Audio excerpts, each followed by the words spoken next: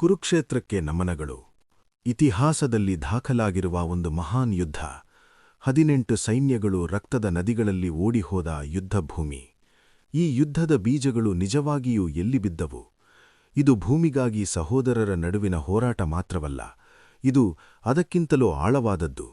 ಇದು ದೇವತೆಗಳ ಇಚ್ಛೆ.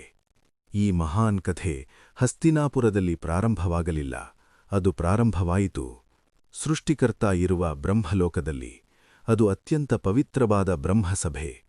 ಎಲ್ಲಾ ದೇವರುಗಳು ಮತ್ತು ಋಷಿಗಳು ಅಲ್ಲಿ ಸೇರಿದ್ದಾರೆ. ಇಕ್ಷ್ವಾಕು ವಂಶದ ಮಹಾರಾಜ ಮಹಾಭಿಷನು ಬಂದನು. ಅವನು ತನ್ನ ಪುಣ್ಯದಿಂದ ಸ್ವರ್ಗವನ್ನು ಗೆದ್ದ ವೀರನಾಗಿದ್ದನು. ಅದೇ ಸಮಯದಲ್ಲಿ ಪವಿತ್ರ ಗಂಗಾದೇವಿಯು ಮಾನವ ರೂಪದಲ್ಲಿ ಆ ಸಭೆಯನ್ನು ಪ್ರವೇಶಿಸಿದಳು. ವಿಧಿಯ ವಿಚಿತ್ರ ಆಟವನ್ನು ನೋಡಿ. ಆಗ ಹಠಾತ್ತನೆ ಬೀಸಿದ ಗಾಳಿಯು ಗಂಗಾದೇವಿಯ ಮೇಲಿನ ಮುಸುಕನ್ನು ಬೀಳಿಸಿತು. ಸಭೆಯಲ್ಲಿದ್ದ ಎಲ್ಲರೂ ತಲೆಬಾಗಿದಳು. ಆದರೆ ಮಹಾವಿಷ್ಣು ಆ ಕ್ಷಣದಲ್ಲಿ ತನ್ನನ್ನು ತಾನು ಮರೆತು ಗಂಗಾದೇವಿಯ ಸೌಂದರ್ಯವನ್ನು ನೋಡುತ್ತಲೇ ಇದ್ದನು. ಗಂಗಾ ಕೂಡ ಆ ದೃಶ್ಯವನ್ನು ನೋಡಿದಳು. ಅದು ನಡೆದಿರುವುದನ್ನು ಗಮನಿಸಿದ ಬ್ರಹ್ಮದೇವರು ಕೋಪಗೊಂಡರು. ಪವಿತ್ರ ಸಭೆಯಲ್ಲಿ ಕಾಮಪ್ರಚೋದಕ ದುರ್ಗುಣಗಳಿಗೆ ಸ್ಥಾನವಿಲ್ಲ. ಯಾರಿಗಾಗಿ ನೀವು ಧರ್ಮವನ್ನು ಮರೆತಿದ್ದೀರಿ?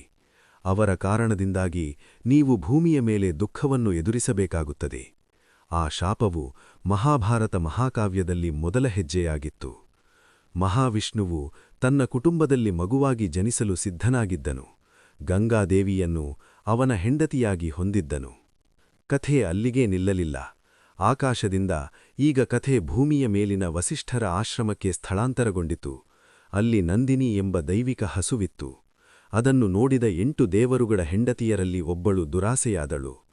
ಅವಳು ತನ್ನ ಪತಿ ಇಬನಿ ಎಂಬ ಹಸುವಿಗೆ, ಈ ಹಸುವಿನ ಹಾಲು ಕುಡಿದರೆ ಅವಳು ವಯಸ್ಸಾಗಿ ಸಾಯುವುದಿಲ್ಲ ಎಂದು ಕೇಳಿದಳು. ಅವಳು ತನ್ನ ಸ್ನೇಹಿತನಿಗಾಗಿ ಇದನ್ನು ಬಯಸಿದ್ದಳು. ತನ್ನ ಹೆಂಡತಿಯ ಮೇಲಿನ ಪ್ರೀತಿಯಿಂದ ಅದು ತಪ್ಪು ಎಂದು ಅವಳಿಗೆ ತಿಳಿದಿತ್ತು. ಇತರ 7 ಜನರ ಸಹಾಯದಿಂದ ಅವಳು ಅದನ್ನು ಕದ್ದಳು. ಆದರೆ ವಸಿಷ್ಠನ ಕಣ್ಣುಗಳಿಂದ ಏನನ್ನೂ ಮರೆಮಾಡಲು ಸಾಧ್ಯವಿಲ್ಲ ಎಂದು ಅವಳು ತಿಳಿದ ತಕ್ಷಣ ಅವನು ಕೋಪಗೊಂಡನು. ದೇವರುಗಳಾಗಿ ನೀವು ಮನುಷ್ಯರಿಂದ ಕದಿಯಲು ಹೊರಟಿದ್ದೀರಾ? ಮುಂದುವರಿಯಿರಿ. ನೀವೆಲ್ಲರೂ ಭೂಮಿಯ ಮೇಲೆ ಮಾನವ ಗರ್ಭದಲ್ಲಿ ಜನಿಸಬೇಕು. ಅದನ್ನು ಕೇಳಿ ದೇವರುಗಳು ನಡುಗಿದರು ಮತ್ತು ಕೋಪಗೊಂಡರು.